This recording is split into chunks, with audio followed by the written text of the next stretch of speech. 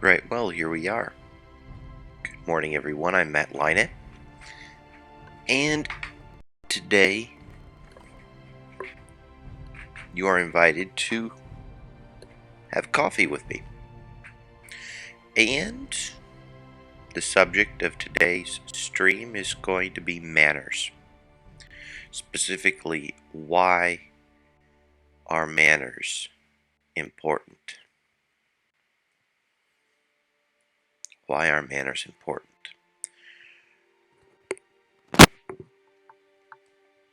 And what role do they have in society? What role did they have in society? And how might they help to improve societal interactions and actually help us get the most out of life? I think it's a little, well, it's a pity that so many people have such poor manners. And those that do have good manners are quite pleasant to be with. And so, ceteris paribus, if someone has good manners, I'm going to prefer that person over someone who doesn't. Now, why might that be? Manners, having them, shows that you respect people around you, and to some extent, the customs that dictate how things are going to happen around you.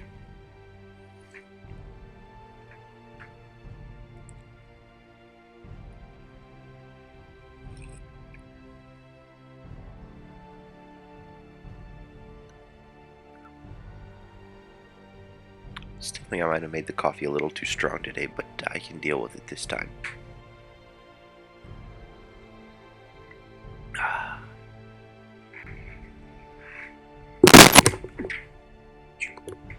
Excuse me.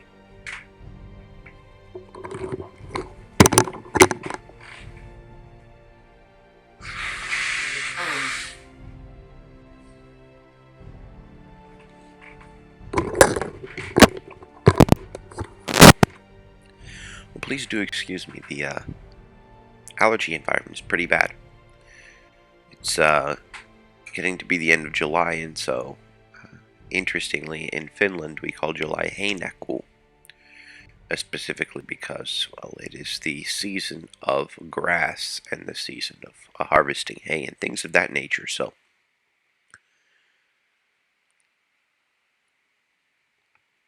even the name explains it over here.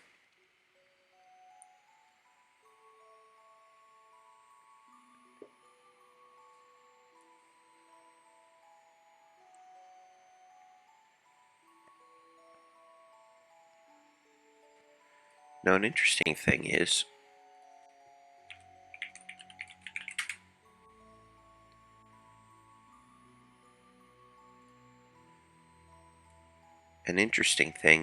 that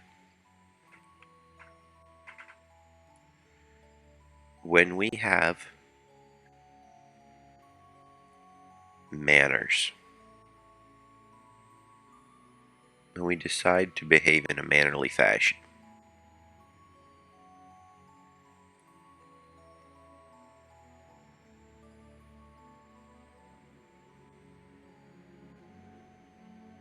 things tend to go well for us.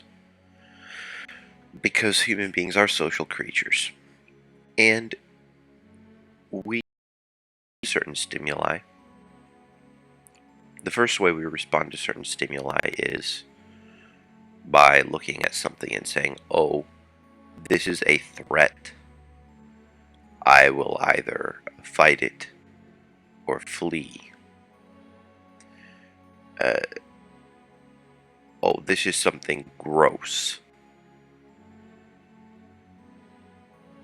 Or this is something I like.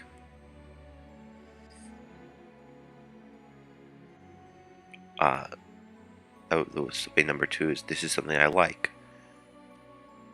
I'm going to go for it.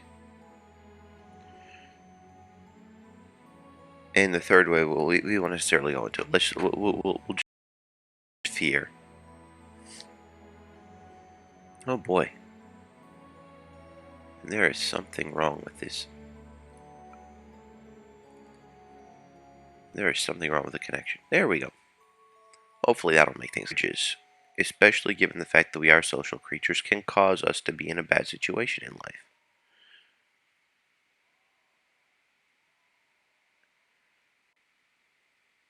And having manners causes us to not burn bridges.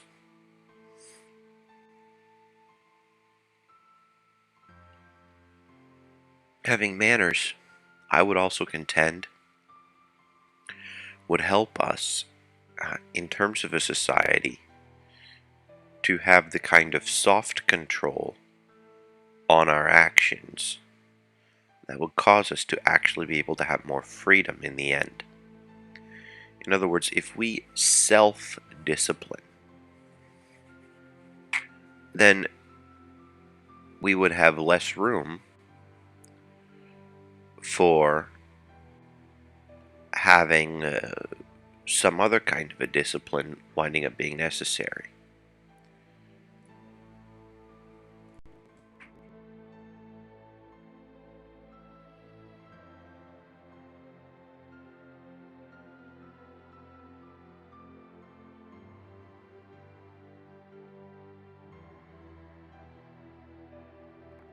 If we have self-discipline, other discipline wouldn't be necessary.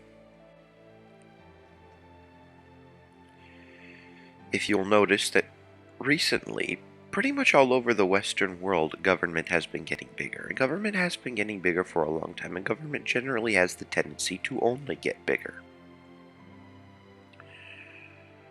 But especially in representative situations, the government only gets to be big and overbearing when people require it of them, or of the government, or of those people that are in governance.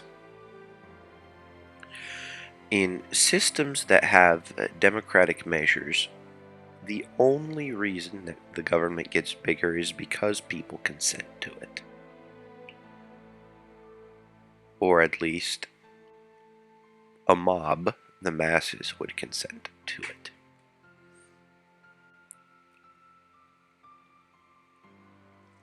Well, I would say that if you have more manners, if you have more self-discipline, and if you are capable of going out and getting what you want without hurting somebody else, you are not going to be wanting the government to influence your life nearly as much as if all these things are going wrong and you default to the position of thinking, well, government might be able to solve my problems, so I'll give up a portion of my autonomy in order to get something. Whether it be order or peace or stability or what have you. All these different things, in other words, are connected to each other. I would say all these different things are connected.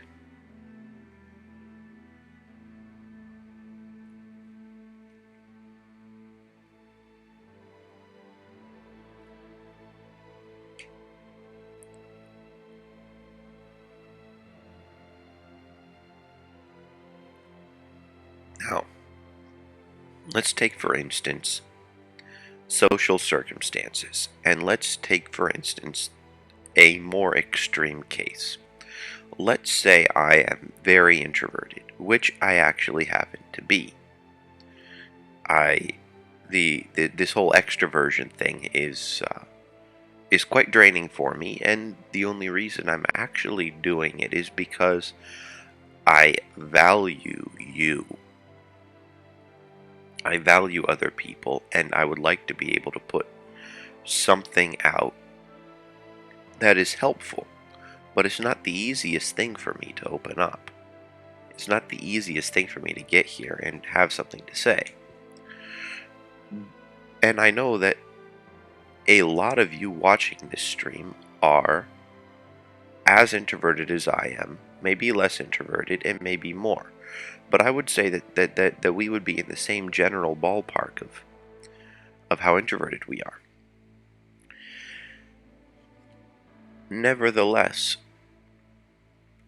needing to have alone time and isolating ourselves to the point that we are lonely are two completely different things, and having good manners will prevent that from occurring. Having manners will prevent that from occurring because having manners allows you roughly to dictate the terms under which you're going to interact with other people, as well as not stepping on their toes. Certainly, it's nice to be able to select for people based upon your behavior, but ultimately you can do that based upon your choice of things to talk about, uh, and other things like that. You don't actually need to select against people by being mean to them. Indeed, that's a good way of making enemies.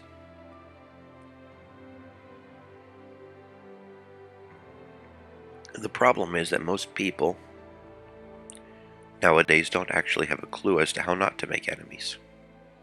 Most people don't have a clue as to how not to make enemies. You can go and see people, for instance, and obviously this would kind of be an exception. I have my headset on so that I can go and actually communicate on stream.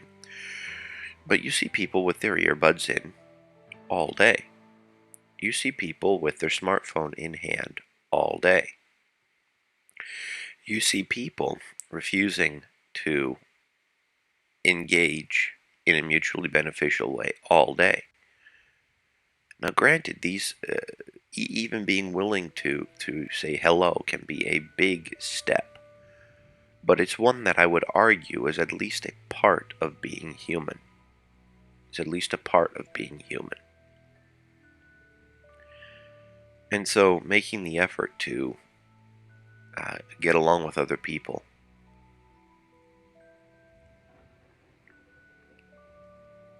can be incredibly useful, if only from the selfish perspective of, well, I'll at least have someone to talk to.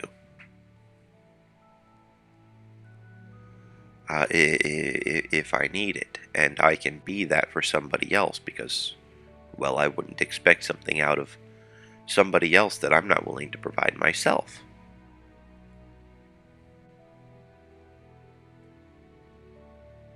I'm not going to expect something out of somebody else that I'm not willing to provide myself.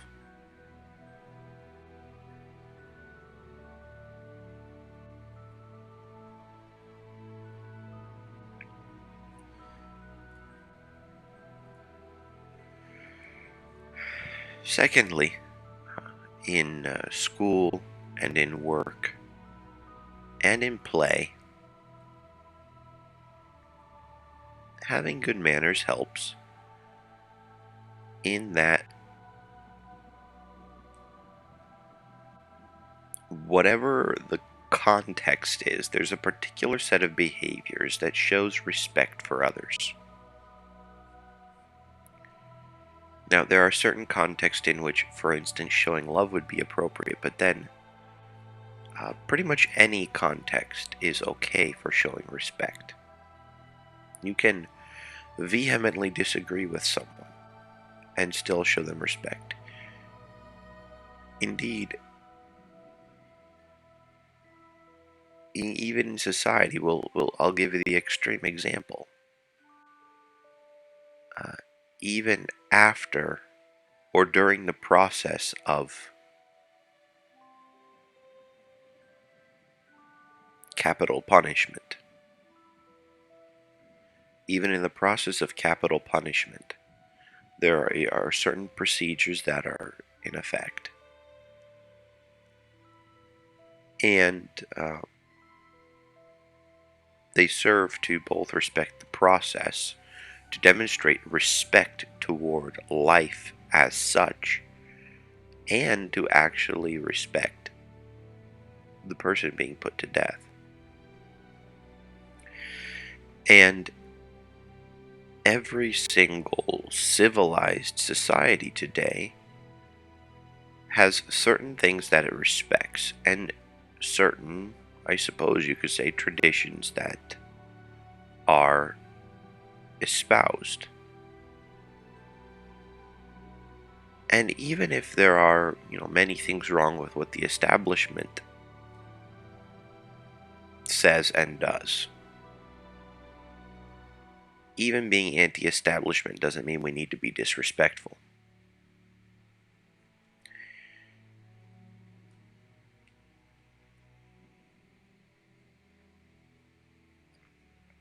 Remember, every battle is ultimately a battle either for or against ideas, not people. Let's say, for example, if you do not like me, well, everything about me is wrong. If everything about me is completely wrong,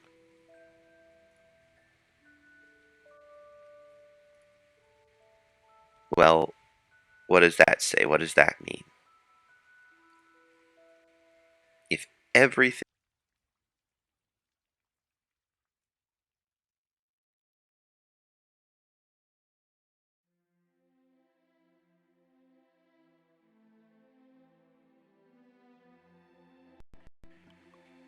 So these particular associations are against ideas. So let's say we are at war. Let's say we are at war. Okay, let's say it's World War II. And Hitler is busy trying to take over the world. And we decide that we must put a stop to it.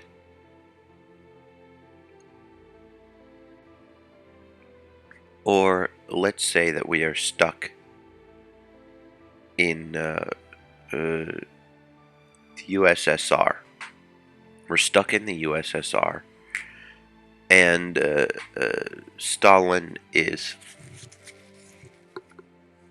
uh, in the process of reigning, and he's in the middle of his reign of terror. Well, is it Stalin that we have the problem with, or is it what Stalin is doing that we actually have a problem with? I would contend that is what Stalin is doing, uh, is what we would have a problem with.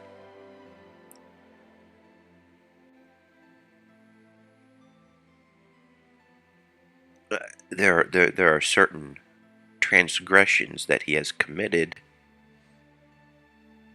that are the basis for us declaring him as an enemy. Because we would be warring against Stalin only insofar as he represented these deplorable things.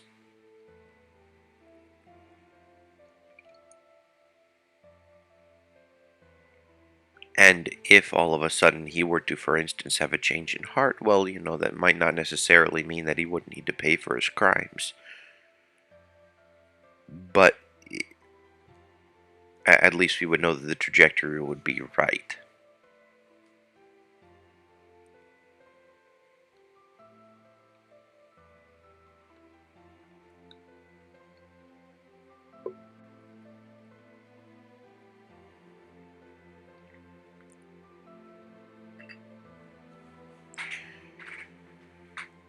So what does this have to do with manners? What does this have to do with manners?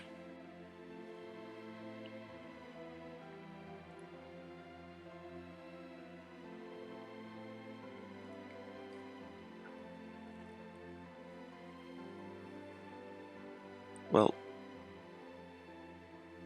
there are certain ways,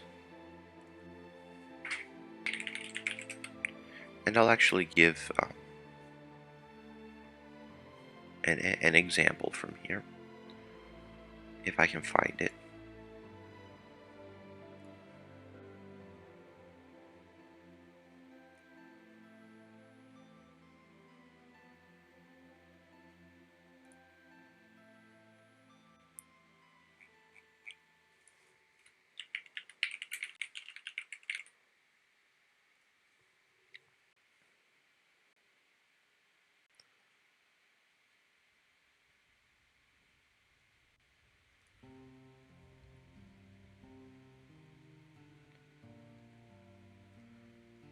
So,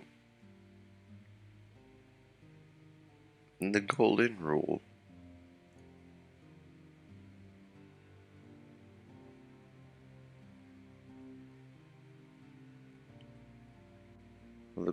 is important.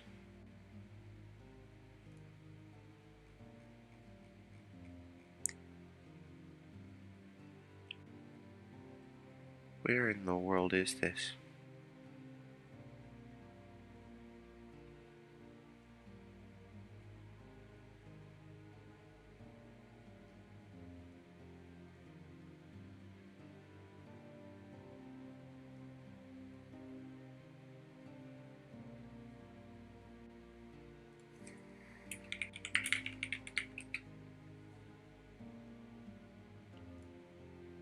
Let's see if this works.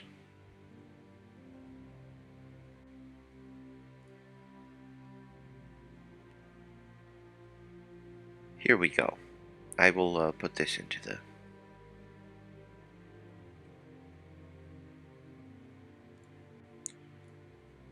I'll put this into the chat here for you guys. For any of you who would be interested in seeing something I think makes sense. A couple days ago, Hector Quintanilla wrote a piece regarding success, regarding what's necessary for it. The question is, does a college degree guarantee success in life? And he says that he hired a very smart MBA grad for a family business. Don was an expert in his field, and yet he didn't deliver on his job. Okay, so delivering on your job is something important. If you are in a contractual relationship with somebody else, or in a situation where there is an implicit give and take, giving your piece is incredibly important.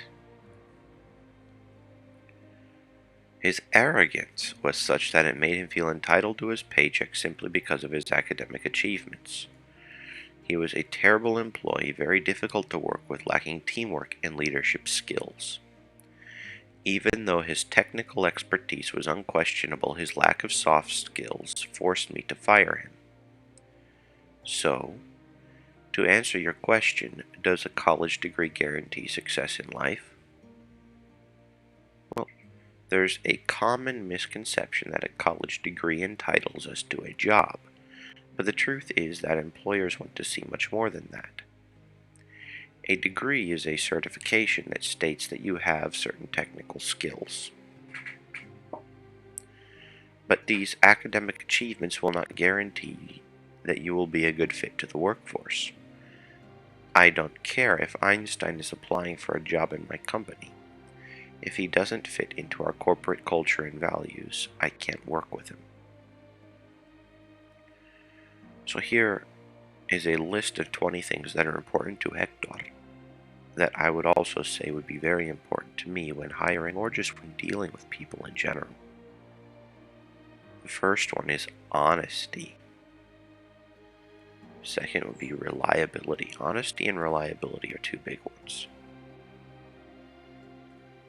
If someone is honest, you can count on something that he says to be worthy. You can count on something that an honest person says. You don't have to constantly wonder, okay, in what capacity is this or might this be false? That person values your existence, your time, and you enough to give you the truth. Because ultimately, the truth, as opposed to any lies, is what matters most in the realm of truth versus lies. And Well, just think, how would you feel if people just fed you a pack of lies? I mean, on one hand, you could argue, well, I'm smart enough not to believe a pack of lies. I'm smart enough to not get sucked into it. But still, even so, you'd have to be vigilant. Even so, you have to pay attention to what's going on and devote valuable resources into ascertaining the truth as opposed to being able to trust a person, as opposed to being trustworthy, and that's why reliability goes hand in hand with honesty.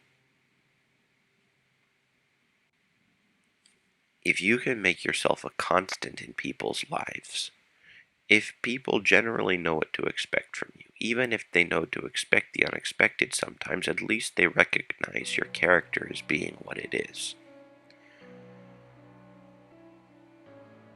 And can therefore have stable interpersonal interactions accordingly.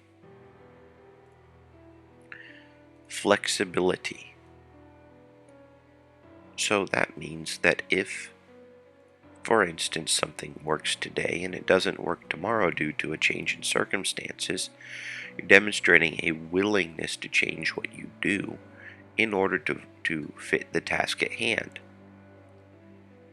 Being willing to change what you do in order to fit the circumstances means that you're always going to at least be, even if you make mistakes from time to time, which we all do, we all will make mistakes, at least you know that you're going to be trying all sorts of different things in order to adapt to the situation at hand, which is very, very useful, both in the workplace and at home, and in private life, and in every conceivable way.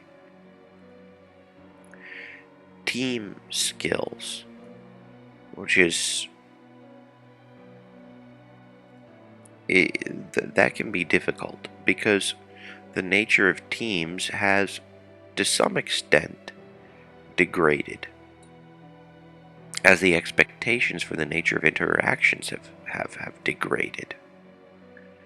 At one point in history, it used to be such that you go and you conduct yourself with respect in meetings, you conduct yourself with respect in different places.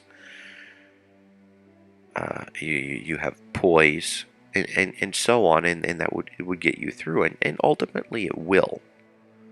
Ultimately, having the right attitude in these circumstances will get you through. But it's difficult because so few people have the social skills that they might have had a couple generations ago. Simply due to the fact that they are not interacting face to face as much. They're not participating in real life, so to speak, as they've been able to somehow put themselves into a cocoon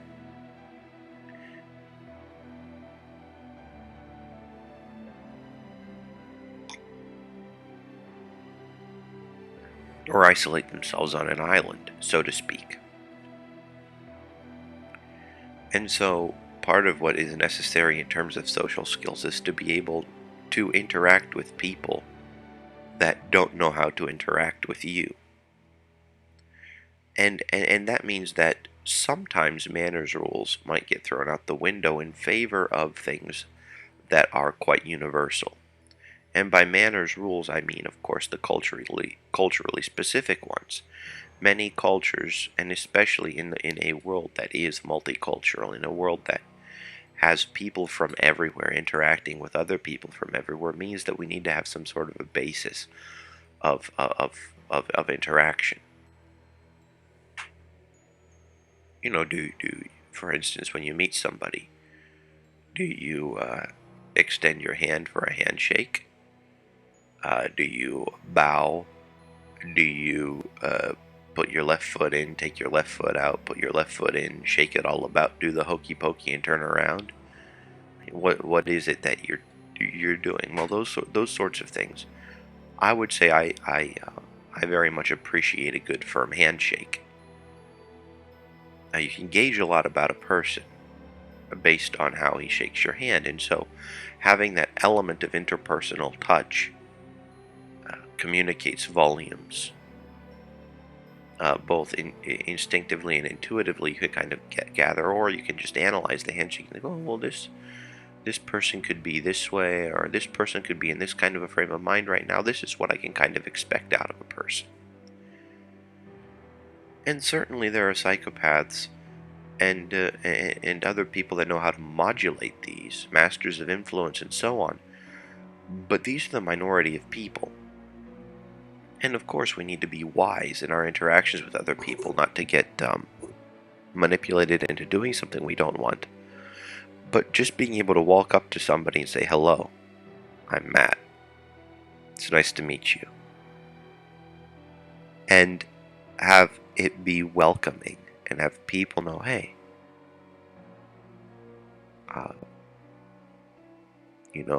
I may disagree with this Matt on lots of things, but at least I know that he cares. Perceived goodwill is incredibly valuable. And of course, the best way of having people perceive goodwill in you is to actually have goodwill.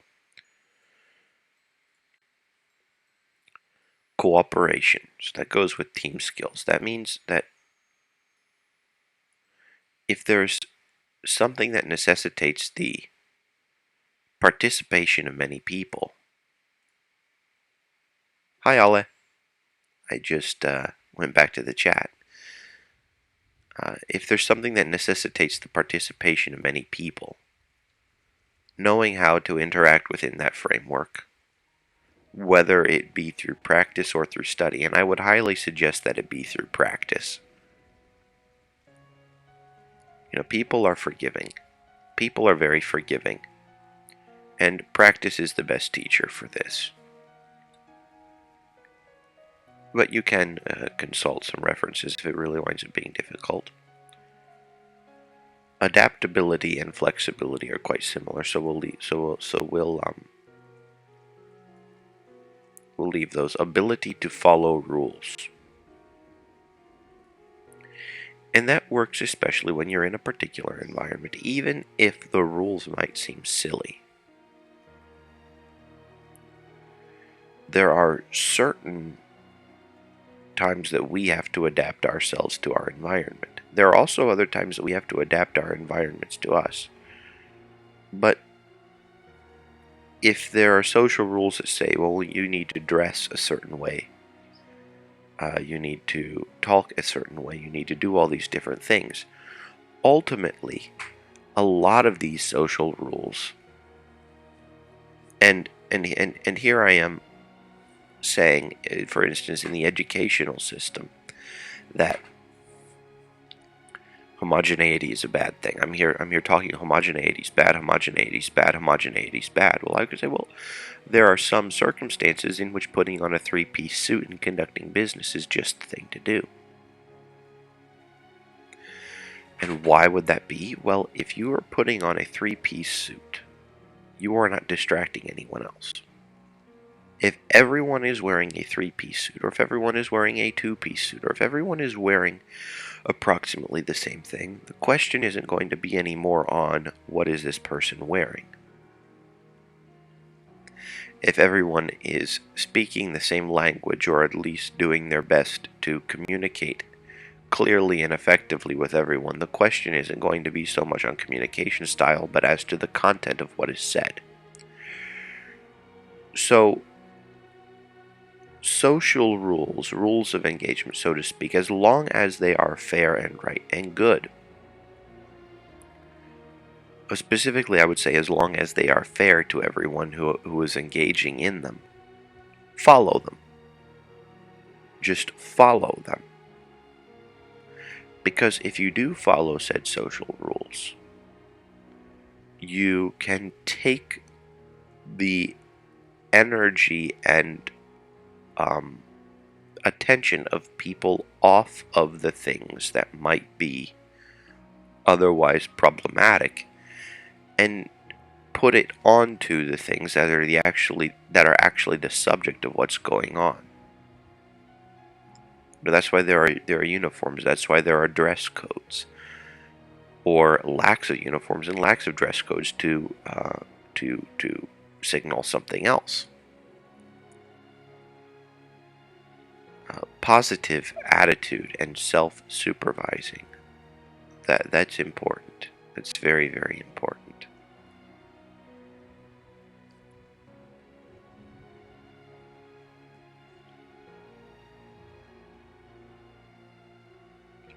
If you bring a positive attitude, and believe me, it is possible, no matter how depressed you are, to fabricate it if you set apart the time to do it. I would say very, very few people cannot fabricate within themselves a positive attitude if they know how to do it. And you do it by hijacking your own body posture, physiology, and so on. Getting enough sleep, which is, can be very, very difficult. It's very easy to enter I'm sorry. It's very easy to enter a downward spiral wherein you sleep poorly, eat poorly, don't take care of yourself. Unless you're starving, I would say it's better not to eat than to eat something bad for you. And instead of engaging in any kind of fun activity, if you don't have enough sleep, it would behoove you to get sleep.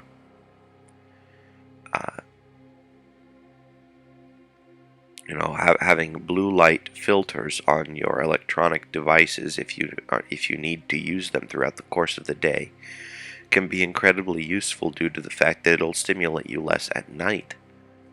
And it will give you less total stimulus throughout the course of the day, so it'll be easier to calm yourself down.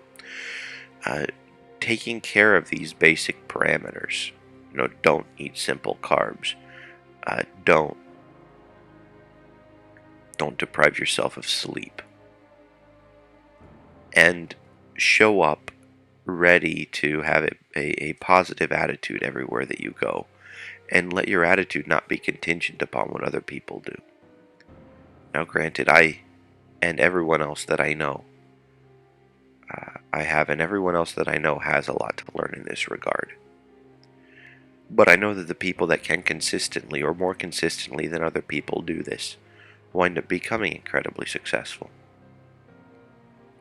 Self-supervising is self-explanatory.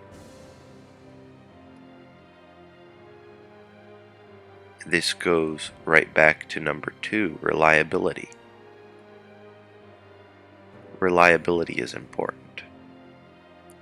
So if you can supervise yourself and not need somebody else to constantly be pushing you in the right direction, then that means you will be more independent. You will be increasing your own value in the eyes of others. And people will more and more view you as being dependable.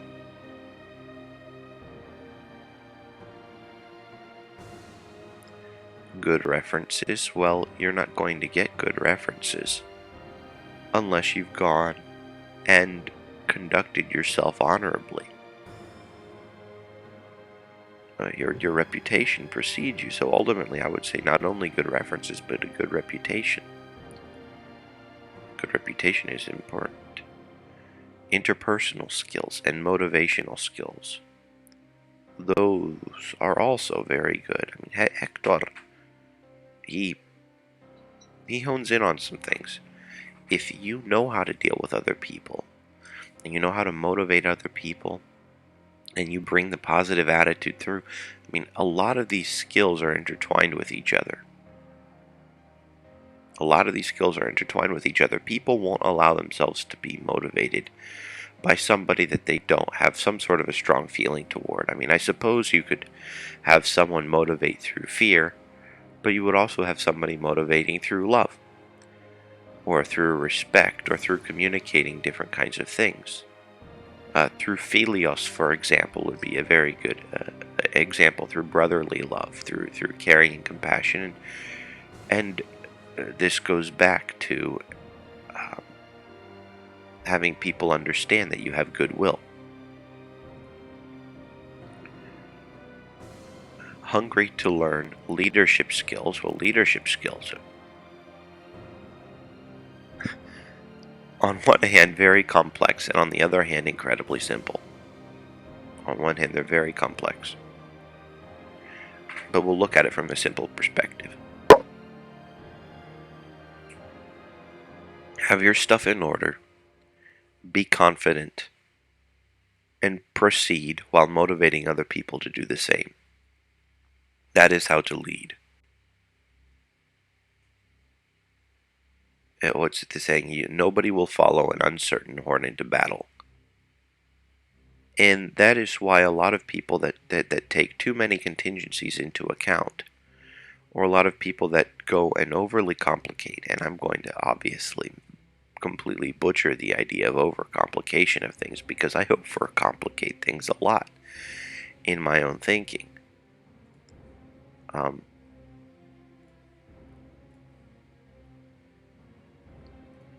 um,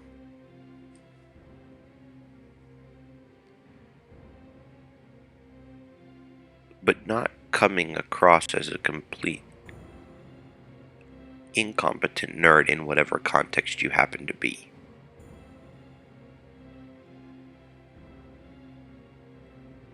No, you can always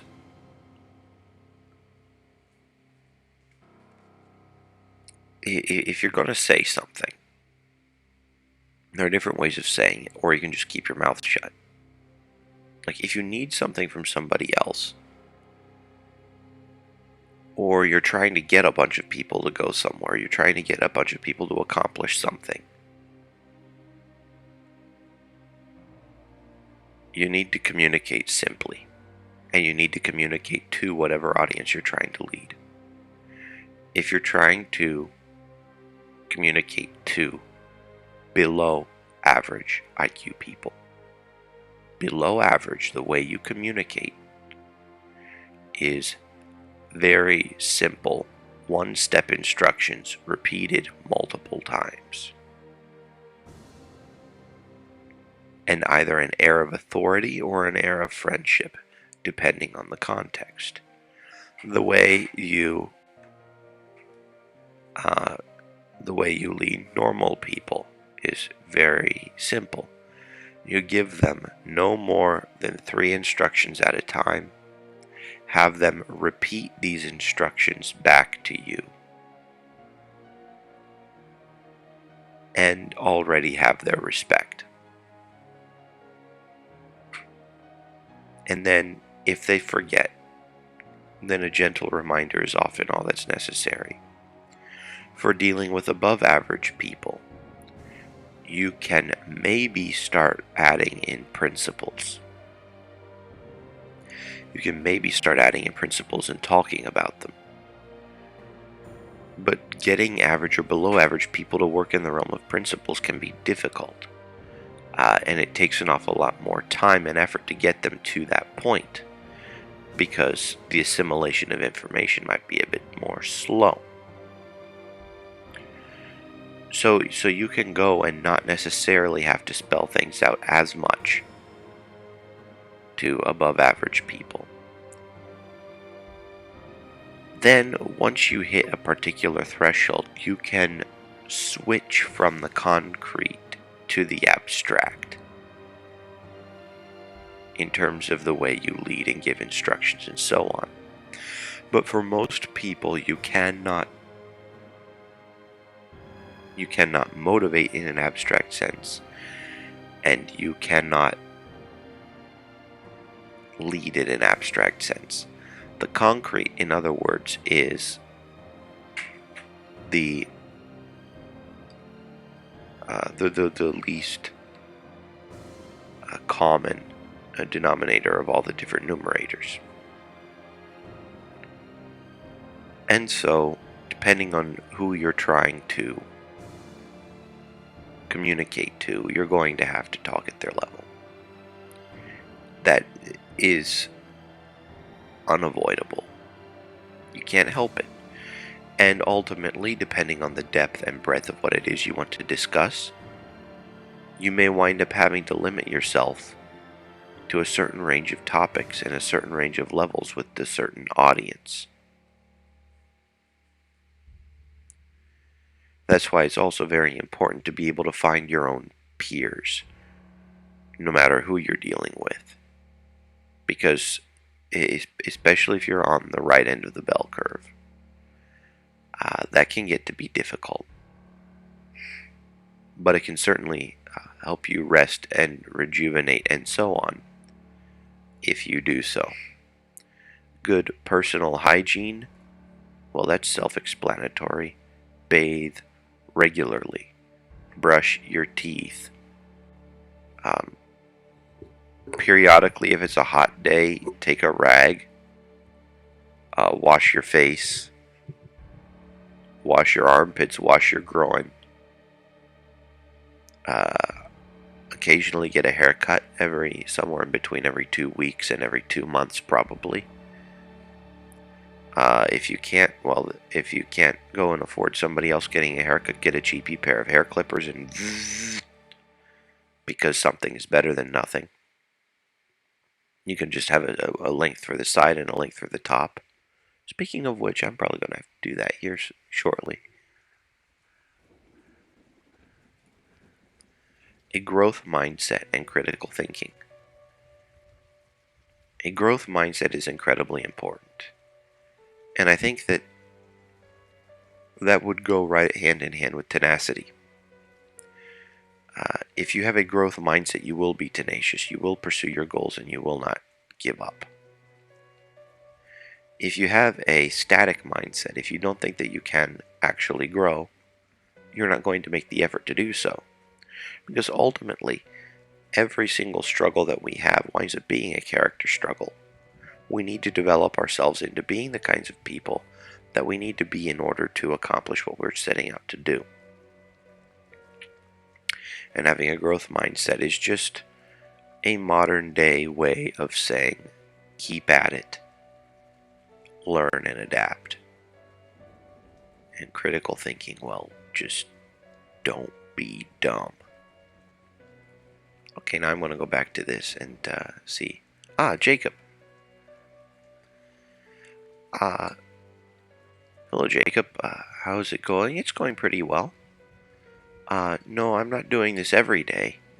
Though, the thought did occur to me that it would be nice to do something a little bit shorter every day. But I'm doing 3-hour streams 4 days a week. Sunday at 2 p.m. And I'll actually type it all in here into the chat here.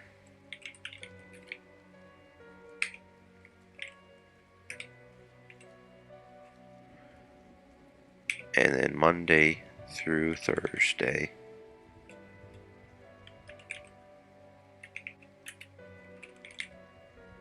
from 9 to 12.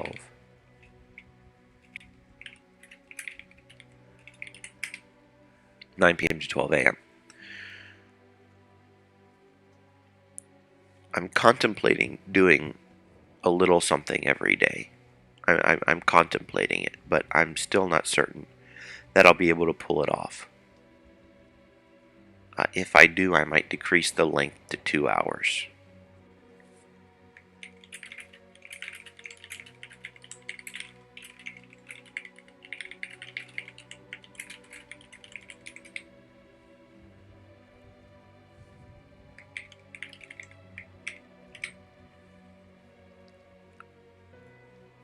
So there we go. Yes, good to see you.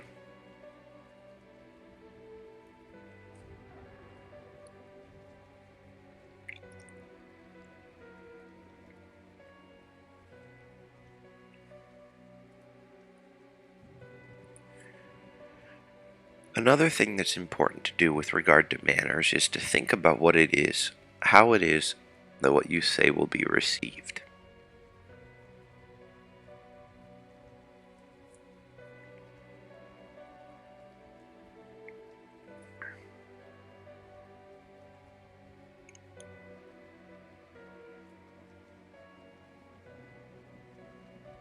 How will what you say be received?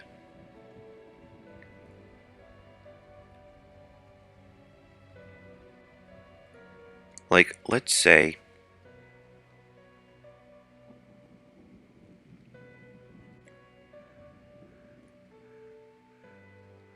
how I don't know how to say this without slandering anybody, so I'm not going to do it. Instead, I'll invent a circumstance that hopefully illustrates this point. Now, when we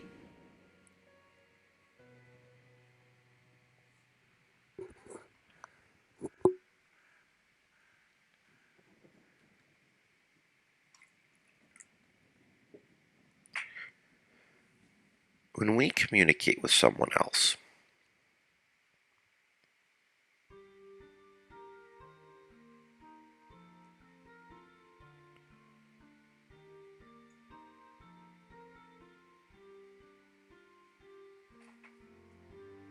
I think it would be fair to say that we are all selfish in some aspect or another.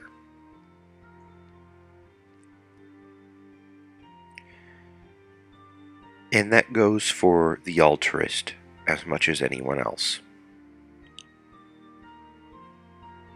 The person who is not altruistic is going to go into a scenario with a particular set of motives, and it will be for themselves.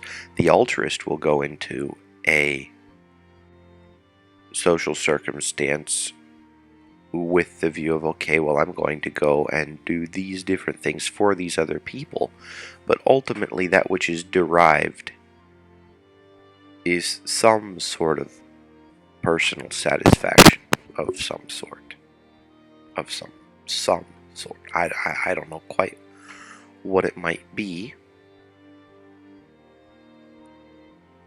Sometimes I try to be valuable to other people. Other times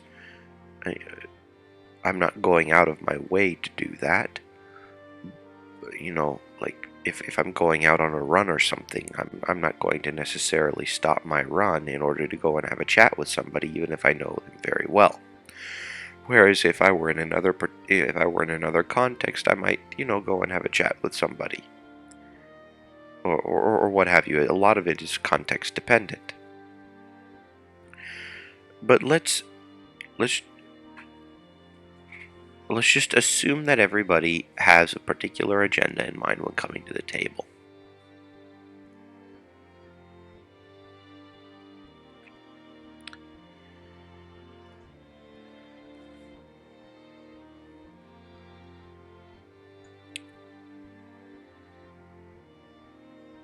The people we choose to associate ourselves with is that's a very important decision. That's an incredibly important decision.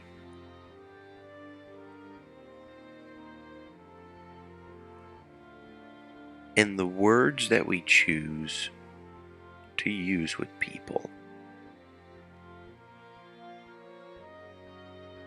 are important, as is the tone of voice we choose. And for some of us it may be easier than others to modulate our voice and to choose our words wisely.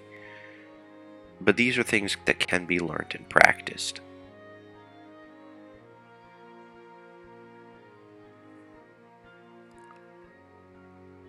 But let's say somebody says, if someone is clearly unenthusiastic, if someone basically says, I'm just talking to you because I've run out of people to talk to.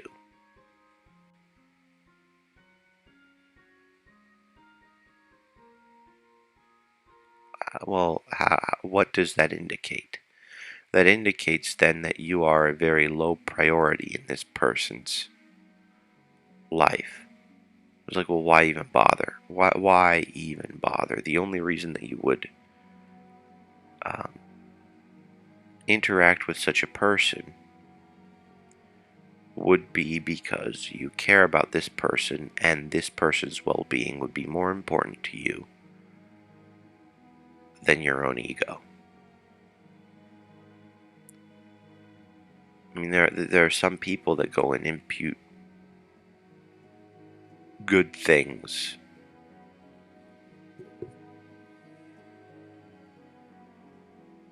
And why did I say impute? I would be imputing the thing. I would be imputing bad things to the person who's saying that to me, and I would be imputing good things to the person. But there are people that bring. All right, I'm gonna back up. I'm thinking of too many things at once. Thing number one. It's easy to impute goodwill to people that make us feel good. 2. It's easier to bring value to a situation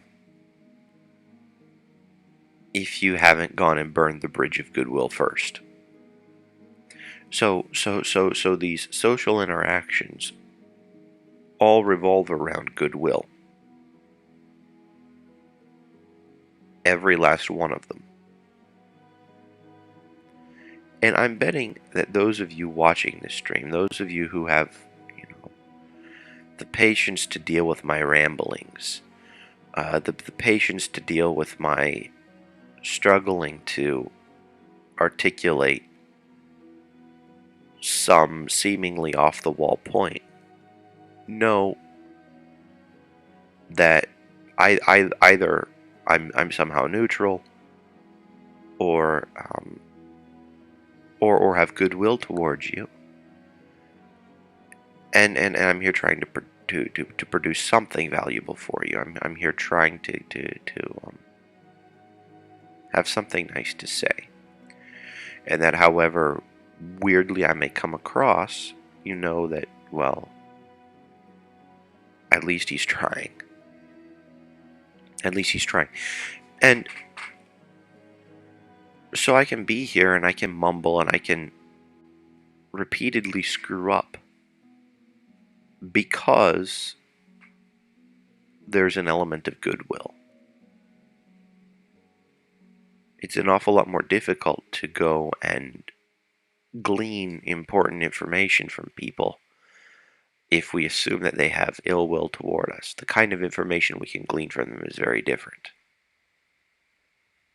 If I have ill will towards you, for instance, and I suggest something, then you have to be thinking, well, okay, is he suggesting something that would be bad for me? Is he suggesting something that would be good for me? Is he playing mind games? All these other different questions can wind up entering the scene that would not exist. Like, do we need to do next level thinking, or next level thinking, or next level thinking? How are we going to deal with that? Whereas if there's goodwill, you don't have to exercise all that extra mental energy in order to figure out what's going on. You can just go and listen and be like, I kind of get what this guy's saying. So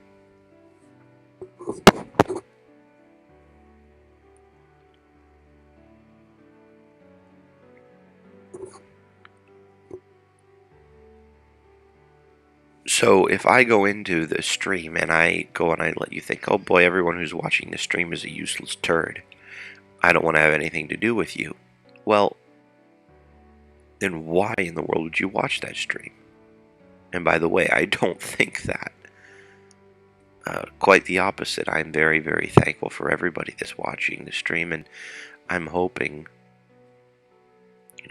I think it would be nice at some point to get to meet. And I'm sorry if I'm a little scatterbrained. I'm here trying to sort my thoughts out and deal with a couple of other things at the same time. A little bit concerned about my wife, but I'll try to stay focused here.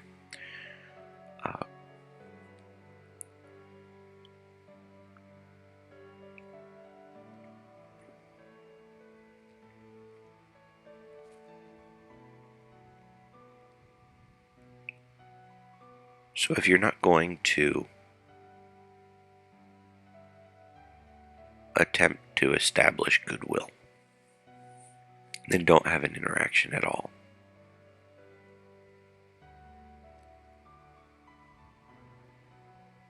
And the more cognizant you become, the more you'll find that the burden of maintaining good interactions falls on you.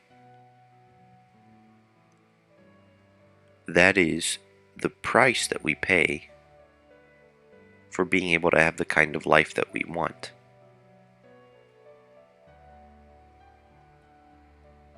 It's an unfortunate reality. The more mature you become, the more those that throw poo throw poo.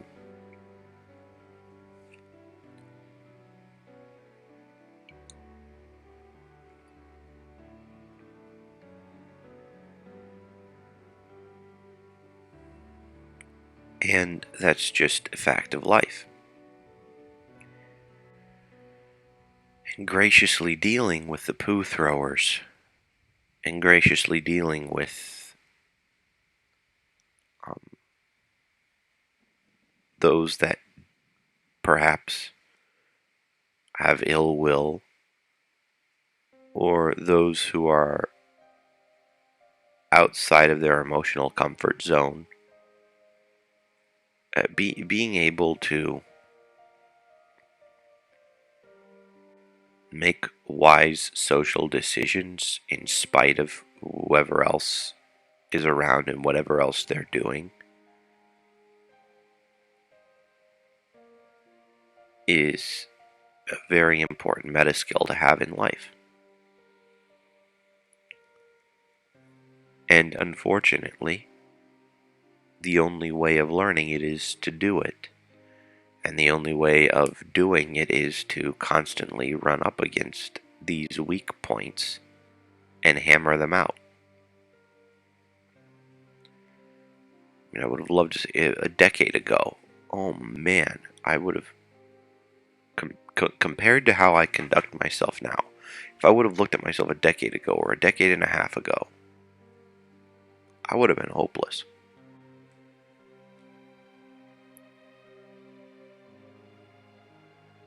Then I would have been hopeless compared to what I am now. But I had to start somewhere. And if there is the goodwill, people will generally be more accommodating and patient of you as you're trying to learn. At least I found that. And if I go into a circumstance and be like, I don't really know what's going on here. I mean, for mostly anywhere I go, mostly everything I do, I don't know what's going on until I've gone and collected enough information. And if I go and I collect information in a friendly, humble way and ask relevant questions, yeah, maybe insecure people might feel threatened by my questions after a while, but at least they'll know that I'm not against them in some way. And so that can conceivably work wonders for you. So this whole point of having manners is demonstration of respect and generation of goodwill. Because that makes the environment better for everyone.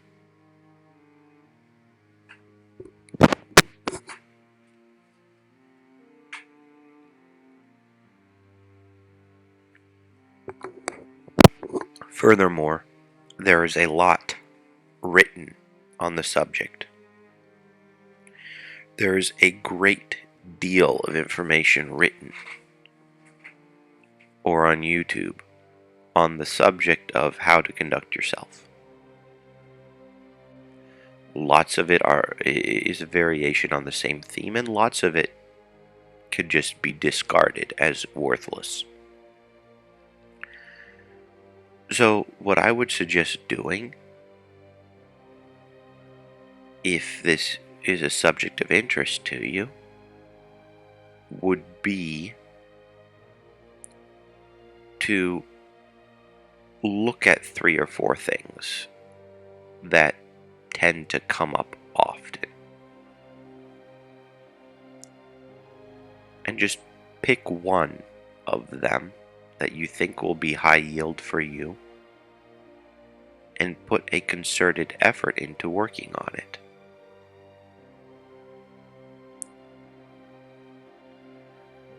For me, I'm not necessarily putting too much of a concerted effort into improving my social skills, but rather just, keeping a grip on myself, getting exercise, getting sleep, and so on, keeping my own mental state under control. That's where I'm putting my effort in this realm into. But I'm in the process of learning a new programming language, in the process of learning a bit of how to draw, and this learning thing is this constant learning thing is quite taxing on the mind. It's certainly a lot more difficult than just going through life doing the same thing every day. Um, but I'm not going and picking too many different things to do. I pick the things I want to learn to the point where I can keep myself organized enough to actually learn them, and not just be spinning my wheels in the mud, so to speak, and not getting anywhere. Of course, spinning my wheels could be a part of the learning process too, but I just mean I'm not going to spread myself so thin amongst all sorts of different things that I wind up making next to no progress in a lot of things, as opposed to being able to make a lot of progress in one thing. If you give yourself 2 or 3 hours a day to work on whatever skill you happen to need, in the span of a month you will be so competent. If the skill happens to be speaking in public or picking your words, then I would say, well, something you could do would be to pick some public figure that you admire, or some public figure of whom you are jealous, and figure out what aspect of them you are jealous of or what aspect of them you admire. And then you go and say, okay, how can I emulate this particular aspect? And then go and conscientiously set about emulating that by first analyzing it a bit. Don't analyze it too much. Maybe 15-20 minutes a day, analyze it. And then spend 2 hours a day finding some way of practicing that. After a month, you will be considerably better, and after 3 months, you will have come very close to mastering something, at least far, far closer than anyone who didn't put that kind of concerted effort in.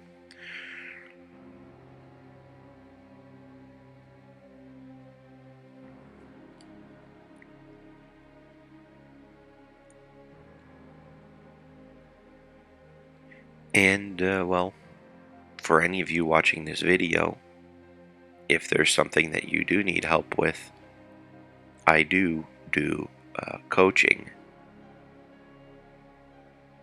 with regard to these sorts of skills. Usually it's in some bigger context, but we can go and take skills out and deal with them on an individual basis too. But ultimately I found that it works a lot better if there's a bigger goal in mind than just, oh, I think it might be nice to do this. So I want to emulate this aspect of this person, or I want to find myself in this position in life. Well, then we can go, and then there's something tangible to work with. And this sort of this works whether you're trying to learn a piano piece, or whether you're trying to get a job, or whether you're trying to get through school, or whether you're trying to figure out your personal finances or whether you're trying any, the meta skill of learning how to go through something and having somebody to hold you accountable is well, and that meta value of having somebody to hold you accountable is very important. Of course, being self-directed is ideal, but at the same time, it's very, very difficult to do things. So having somebody to hold you accountable to what it is that you say that you're doing, kind of as the role of a friend or a mentor, what have you, uh, can be the difference in between succeeding and failing. Remember, the initial premise of this entire conversation is that we are social creatures.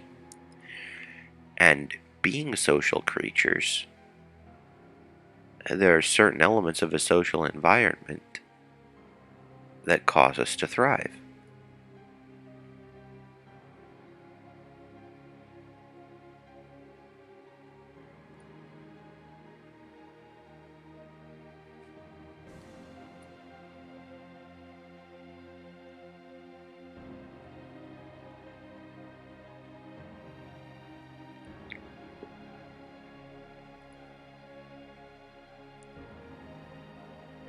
And at the same time, even though we're discussing manners, I think this would be a good place to bring up risk-taking. And I'm not saying go out of your way to commit social faux pas, but if you do have a particular set of manners, perhaps it could benefit you to risk interacting with people that you might not otherwise interact with. That can be interesting in and of itself. That can be very interesting in and of itself.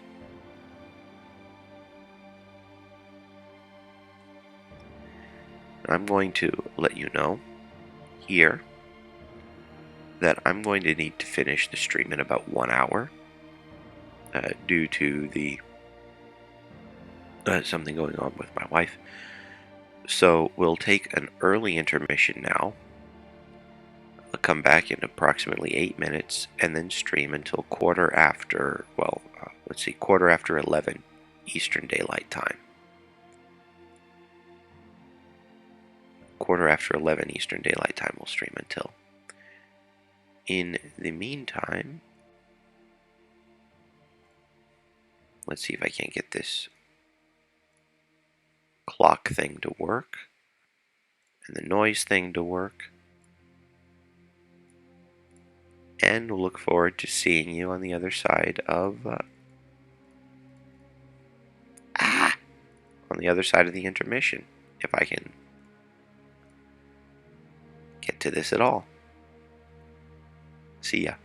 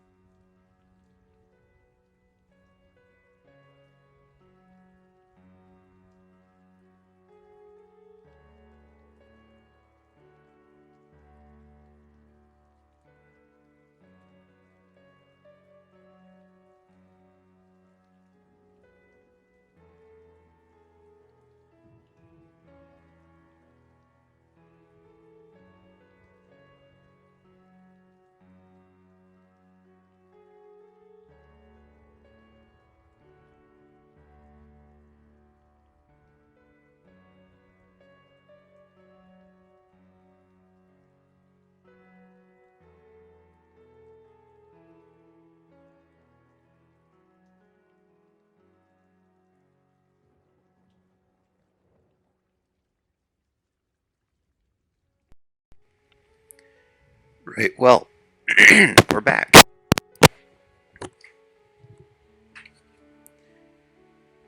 And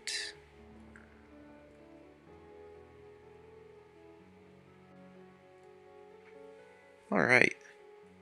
So some people are winding down,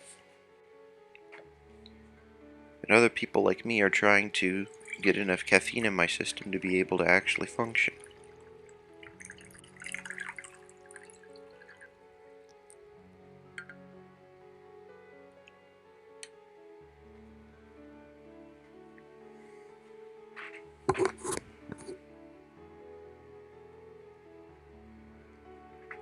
And with regard to excitement, I've noticed something, at least in my own life, is that I've, whereas I like high adrenaline activities, I really enjoy the opportunities that doing something like, biking down steep hills or, flying. I haven't flown for a long time. Um, Taking risks of any kind. Uh, I mean, obviously, I'm not going to take stupid risks, but going and finding a risk to take and then doing it in the smartest possible way. Uh,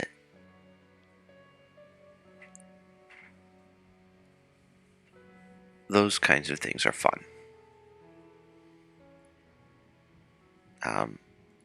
But within a particular context, I don't particularly like big surprises. I don't particularly like surprises. I like having everything clearly planned out and delineated from beginning to end. Okay, first we're going to do this, then we're going to do that, then we're going to do that. And certainly you can have contingencies, but I like, as I tell my wife, and she thinks she thinks it's kind of funny that she got married to somebody who's such a. I would eat the same food every day. I would drink the same drink every day. I mean, I have the same coffee every morning. Uh, I attempt to have only a variety in food within certain very fixed parameters. Uh, and then when I want to have variability in something, I'll actually plan the variability. It's okay, here in this 2-hour time slot, I am going to go out of my way to do something different. Haha. I'm going to go out of my way to explore something new. I'm going to go out of my way to do that, but that is still within a very structured framework. And I've actually noticed I can get more out of the time if I have it very clearly delineated. If I know, okay, I only have 2 hours to enjoy whatever it might be, well, then that causes me to apply myself for those 2 hours considerably more than I would if I know, oh, I'm just going to give myself an afternoon, or I'm going to give myself a whole day to do something. Concerted effort directed for a couple hours or for even a few minutes is oftentimes better than diffuse something. In other words, I need that structure in order to be able to thrive.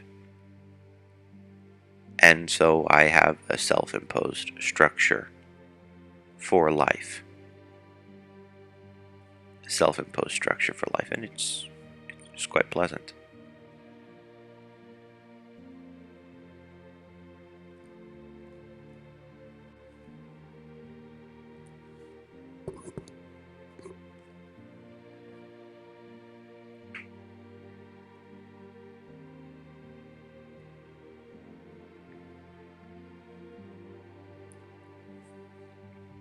And regardless of what type of a person you are, regardless of personality, I think that finding something that gets the blood pumping and finding something that feels like a risk, something that is a risk, a calculated, educated risk. Being able to do those sorts of things goes and predisposes the mind to being able to learn. So that means that if there are certain things that you know that you want out of life and certain skills that you know you're going to need to acquire, even if it isn't necessarily directly related to acquiring a particular skill, uh, going and getting an adrenaline rush from time to time, going and doing something scary, or going, especially learning to do something scary and keep control over yourself anyway, is huge. For somebody that's not social, going and giving a speech could be something. For somebody who's afraid of heights, going and jumping out of an airplane could be something. There's all there's all sorts of ways of going about doing this, or even just going hiking to just in the middle of nowhere and looking over a cliff. I still hate heights. I I still really hate heights. And there's a decently high cliff that way, a bit over a mile from where I'm at. And then there's a high place over there that I go and I often will walk to. And doing those kinds of things helps me to gain perspective. That one doesn't necessarily scare me so much as just give that weird feeling of, oh, I'm standing up somewhere higher than every structure in the city around, or the city to the south. I can kind of go and see uh, what's going on. It's a really weird experience that gives a very different perspective on the world. And so being able to be somewhat detached from the experience, looking from without, can help one to glean insights. And that's why sometimes it's nice to get a second opinion or a third person perspective to whatever might be going on, whether it be socially related or what have you. And I've noticed that getting or being able to put oneself into a position of getting these kind of outside perspectives, or being able to see things from outside points of view, also helps. It is a meta skill, and it quickly carries over from context to context. So even though it may seem a little bit irrelevant at this point, it actually fits very closely into this whole manners thing. One thing that I used to do, and perhaps this could be construed as overly anal retentive or something, is I would actually analyze my social interactions. I would document them. I would take notes, and or at least write a little something to jog my memory as to, okay, this is something you screwed up. Don't do it again. And I've noticed that when we talk about making a particular change,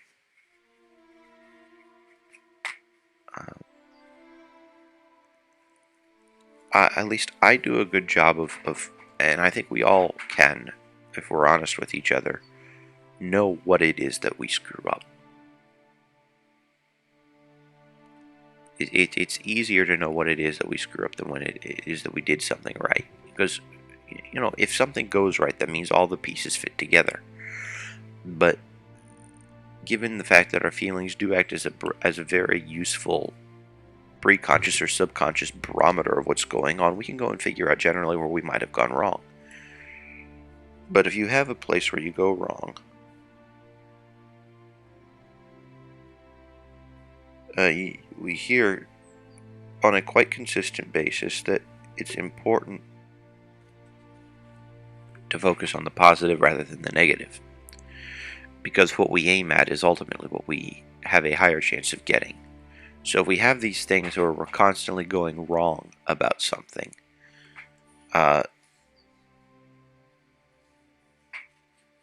Well, it might behoove us to think, okay, I went wrong by. Okay, today. I'll give you an example. The first 20 minutes of the stream were for me very rough. So I'll write, okay, first 20 minutes. And I'll just write first 20 minutes were rough. Okay, what did I do wrong?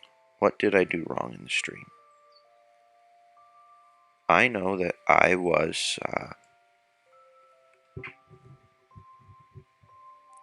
I had strong motivation to pick this topic, but I was ill prepared. So ill prepared. I was ill prepared because I was stressed and I couldn't, we'll say lack of focus. So I went through the motions of getting ready for the stream. I was ready to go at about 15 minutes before the stream started. And then I got thrown off. I got completely thrown off.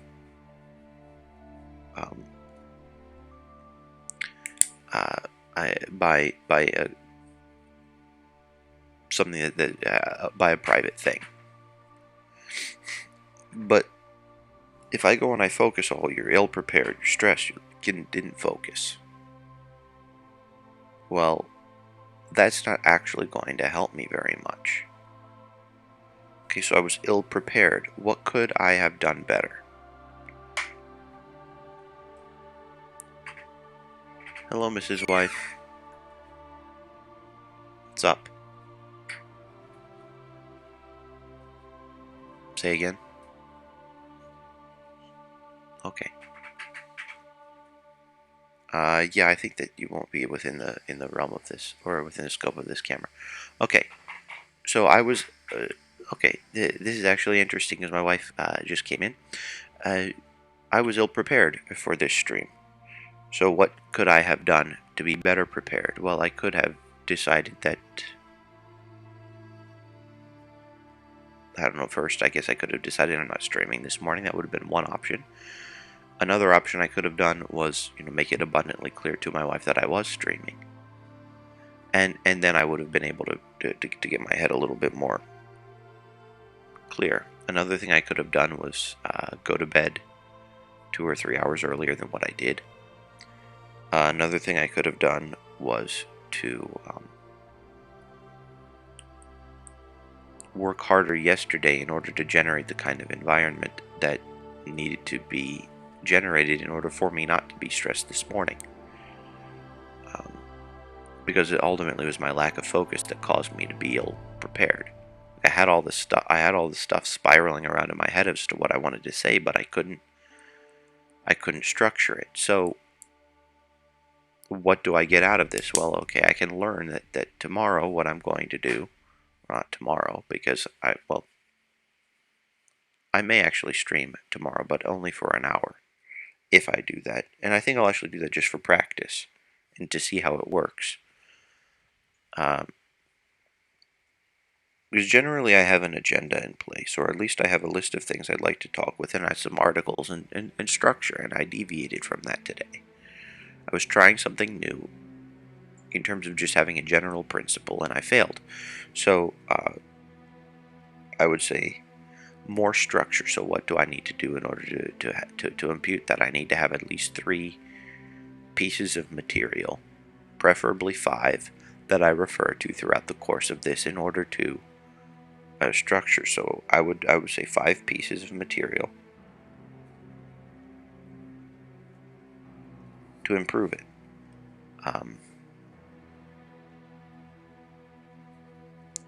Appropriate bedtime. So I'll just say bedtime. And then perhaps I could get up 15 minutes earlier, even though it is early, and get some aerobic exercise. So 15 minutes aerobic exercise in the AM before streaming.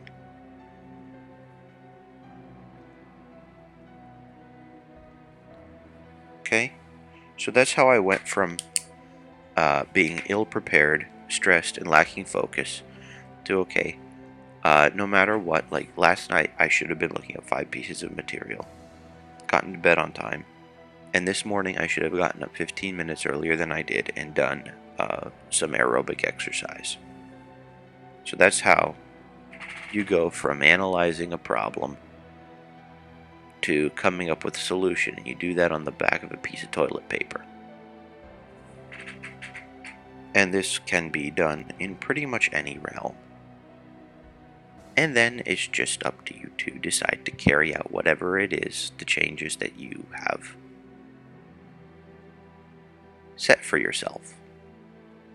And normally I do this reflection by myself off somewhere else because, well, it's not particularly pleasant to go and reveal even little flaws to, well, potentially the whole world. Although I know the whole world isn't watching this stream, and the whole world won't be watching this video, but there does exist a chance that a sizable number of people will ultimately see what I'm saying here.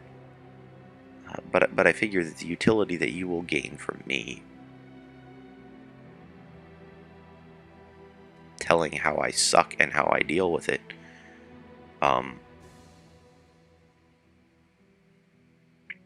is worth the shot to my own pride.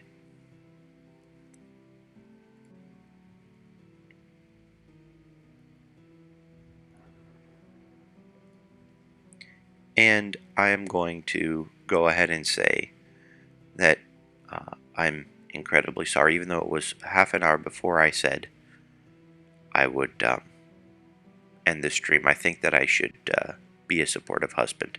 So, talk to you guys later, and in order to make it up for you, especially seeing as we are an hour and 15 minutes shy, I'll make it up for you at the same time tomorrow, 9 p.m. Eastern Daylight Time. We'll have at least an hour stream, if not maybe a little longer than that. Okay.